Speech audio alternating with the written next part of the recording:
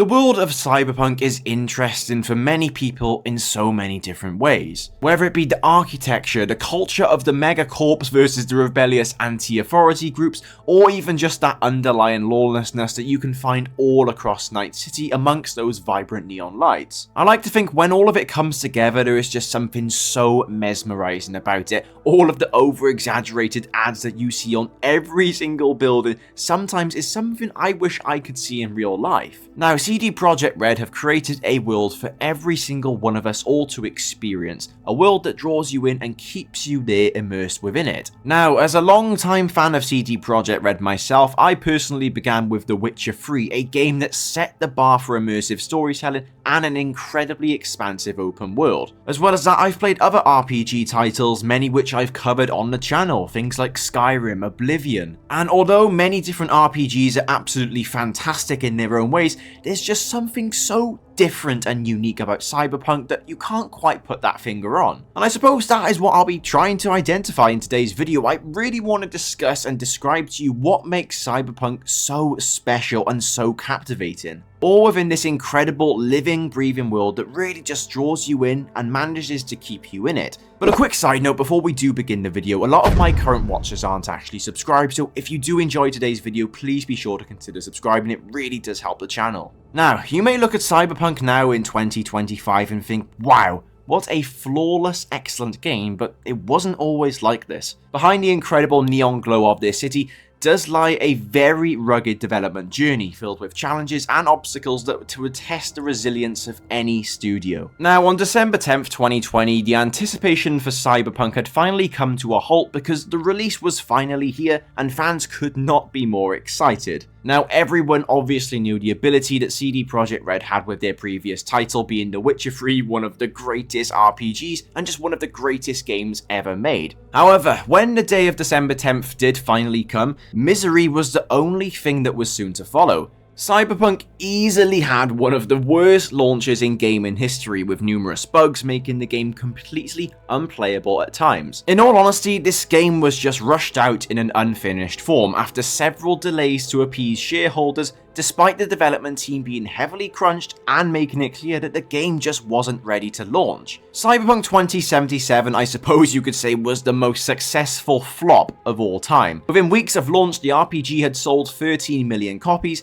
even accounting for dissatisfied players refunding the game. It made its 8-year budget back in a single day, yet the game was completely dead before it started. People's opinions of it were already set in stone, and there just seemed to be no way back. The last-gen console version of this game was so bad that it was pulled from sale on the PlayStation Store. Some investors were so upset with how CD Projekt RED handled this entire launch that they actually filed a class action lawsuit over the share price, which had dropped from its high of $31 on December 4, 2020 to only $16 a month later. Personally, I feel like they were just being a bunch of crybabies. You don't see me trying to sue Nvidia as soon as their share price drops, but maybe that's just me. But at this point in time, it really felt like the Cyberpunk reputation was truly unfixable. It was memed, laughed at, and looked down upon. CDPR took a lot of hits from both fans and critics, and it felt like they were in a hole with just no way out. Let me provide you with a mini little timeline that I put together to sort of provide some context of the struggles that Cyberpunk were going through and how they sort of tried to build that reputation back. Now, as you are seeing from this timeline, I think it's quite obvious to say that there was a lot of pressure on CD Projekt RED in these times. From the media backlash to quite literally being hacked, things were not looking good for this beloved studio. However, I suppose when you are just so far down in a pit,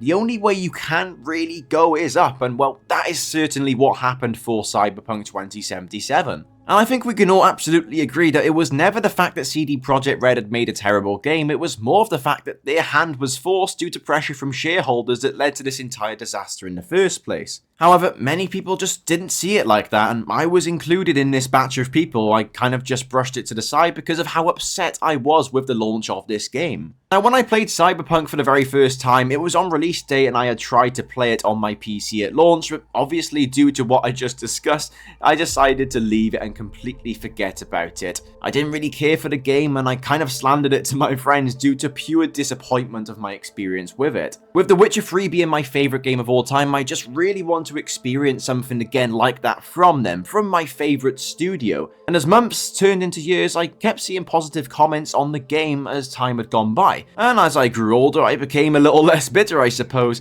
and I was more optimistic about actually playing the game. And what if I did listen to these comments, and what if they were right about this game? What if Cyberpunk was truly fixed and truly a fantastic game? And I can certainly say that the people were right. When I jumped back into Night City at the very start of 2023, I was just in complete and utter shock. I thought this was a completely different title to the one I played all the way back in 2020 on launch. I was just overwhelmed, in all honesty. And the first thing that captivated me completely out of the gate was the world of Night City. Night City itself is bittersweet, a beautiful city created by Richard Knight that is incredible to look at. The bright lights, the fancy cars, there was nothing more that you could want in a futuristic dystopian world. However, as I was soon to learn that there are no happy endings in this city after all. This place is run by the big corporations, Arasaka, Militech, the corrupt corporations that make a fantastic enemy,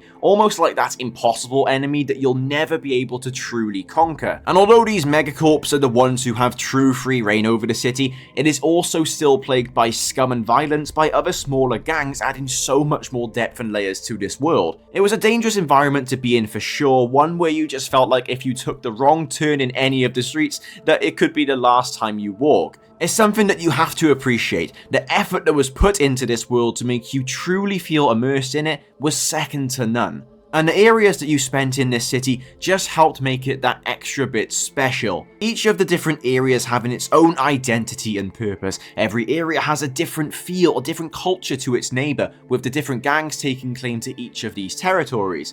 With the area-specific quests you could also do for each fixer, it really allowed you to gain more perspective into the culture and actual violence that really transpired within these districts. As well as this, it was just generally nice to explore these areas where you would find something either interesting or shocking. Now for me, the most shocking experience I had whilst exploring in this world was when I was in the Badlands and I stumbled upon a pool of blood for the very first time. I remember my brain just ticking. I wanted to know more about it but couldn't find anything. It became like this sense of urgency, yet the mystery that came with it was so compelling, and I found myself being in this situation so many times in my first playthrough of Cyberpunk, and I probably will again when I find more secrets in my next. And there's always a reason to play that one next playthrough, just so you can see some amazing characters again for the very first time. Characters in video games, or in RPG games in particular, are so important to get you immersed into the world, and I have never felt more immersed into some of these characters in a video game before. From the relationship you have at the very beginning with Jackie, a long-time friend that you finally make it into the big leagues with, or to have it taken away in a flash. I have still yet to this day never been able to see a game get me so emotionally invested into a character that I have known so briefly, for me to then feel so bad when he gets taken away from us. However, the loss of Jackie was so important in setting the tone of the game and Night City in general,